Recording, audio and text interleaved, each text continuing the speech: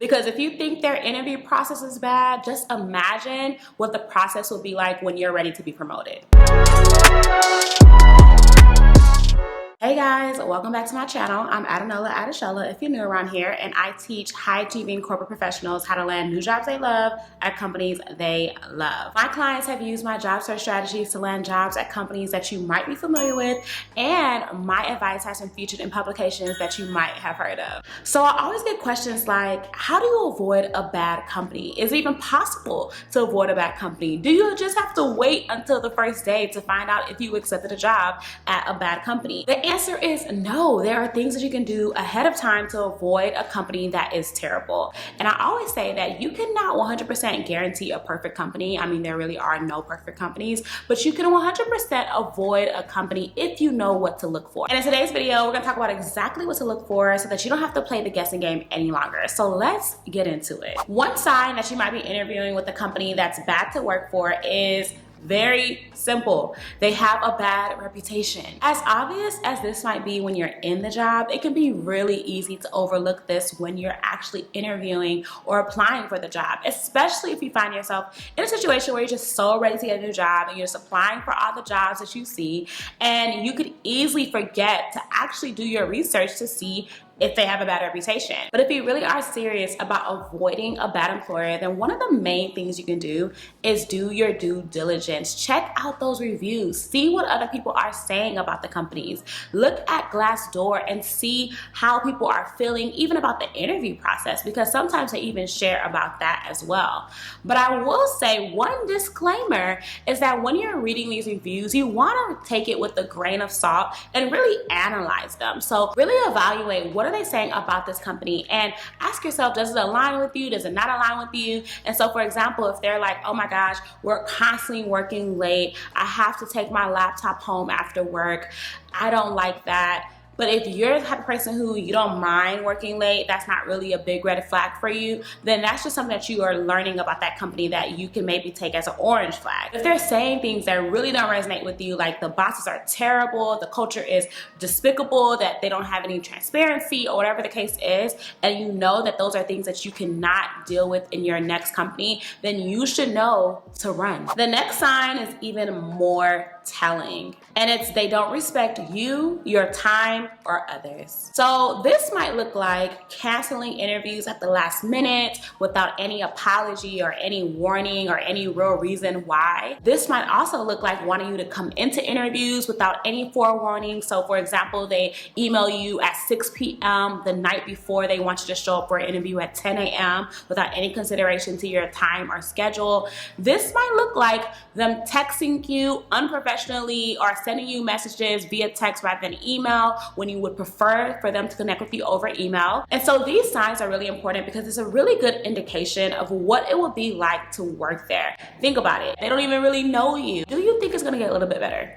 I highly doubt it. So the key is to treat interviews like a little movie trailer, like a little sneak peek of what it will be like to actually work there. And if you're not vibing or jiving with how they are already treating you, then signs are on the wall that it isn't gonna get any better. So if you can relate to companies suddenly canceling interviews or expecting to show up for interviews without much forewarning, drop the word respect in the comments and let me know so that other people can see as well that they're not the only ones who probably come across this type of behavior. But now you're gonna be so much more smarter to know that you don't have to waste your time on companies who don't respect you or your time. And so another part of this is that if they don't respect others, then that's also a red flag. This could look like them being so glad that you don't have kids, and or them saying something off-putting about women at the company who do have kids, or something in that line that just doesn't sit right with you. And so if they say anything that shows that they don't respect other people, then that's a key sign that they might not respect you if you were in a similar situation or if you were in a situation that they weren't totally pleased with. The next sign is that they rush you to make quick decisions. So it's one thing to have a really efficient and effective hiring process and to want to move things along quickly, but if they rush you to sign the job offer, if they are unwilling to give you time to think over your options or to decide if you want to work there, then that's a good sign that they will probably do the same when you're in the job. And I actually had this happen to me before, where I was interviewing for a company and I wanted some time to think about the opportunity, but they were so insistent on me starting that Monday. And mind you, it was Friday, and I knew that I needed some time to think about it because I also was currently working somewhere else. And so that was a red flag for me, that they did not respect my time. They didn't respect other people's time, including my current company. And so if they treated me like this before I even decided to work there, I could only imagine how they would treat me when I actually became someone they really knew as a team member. So it was just a no for me. Unfortunately, back then, I still took the job, and it was a terrible, terrible mistake. But I can say from experience, if they rush you, run, run. The next sign is so subtle that it's so easy to miss this. It's either gonna be very blatant, or it's gonna be very subtle that you can overlook it. And it's that they warn you or they show you. And so let me explain. So some ways that they could warn you without you even realizing it is if you ask one of those great questions like, tell me what's your favorite thing about working at this company? And they stutter, they seem unsure, they don't really have a very interesting answer.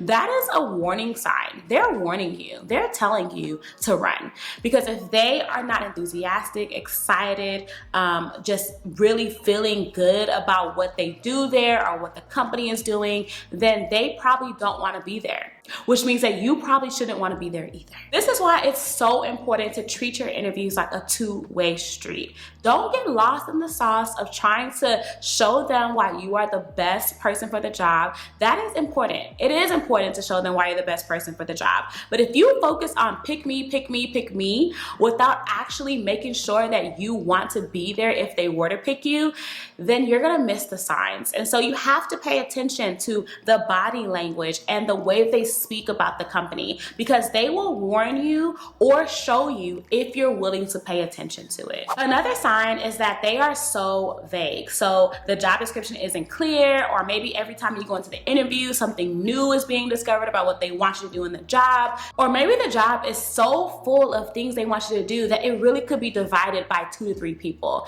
And so those signs show you that they don't really know exactly why they want to hire you, which for some people that might be okay, but it is a sign that you might be walking into a very chaotic environment where they don't really have a clear plan for you, and they might not even have a clear plan for themselves. And the result of that is that you could end up being overworked, stressed, unfulfilled, underperforming because you don't really know how to perform, and just not really happy in that new position. The next sign that you're probably gonna be working at a bad employer is that they keep ghosting you. So every time you have an interview, it takes like 3 to 4 weeks to hear back from them, and then all of a sudden they come back around and say they want to interview, and then all of a sudden you don't hear from them again, and then all of a sudden they want you to interview with them again, and it's just so much. It's just too much.